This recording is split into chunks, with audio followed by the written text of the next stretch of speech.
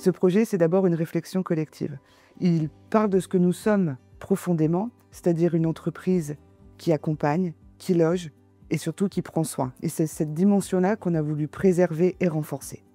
C'est une invitation à agir ensemble pour une transformation ambitieuse, lucide et profonde pour nos clients, nos territoires et nos partenaires.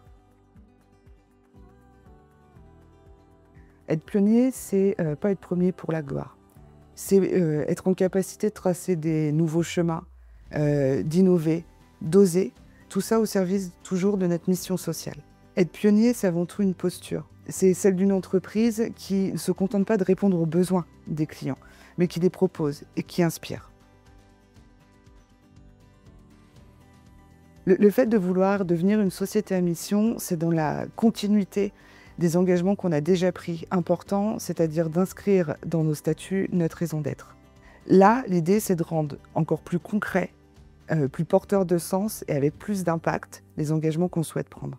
Devenir une société à mission, c'est pas simplement une étiquette, c'est vraiment une forme de contrat moral avec nos clients, nos collaborateurs, nos territoires et avec le vivant. Globalement, ces orientations stratégiques, elles ne sont pas figées. Mais par contre, elles nous donnent déjà une orientation très forte sur ce qu'on veut devenir. Ce projet ne s'impose pas. Il pourra fonctionner que si chacun s'y retrouve, il prend sa place et y contribue.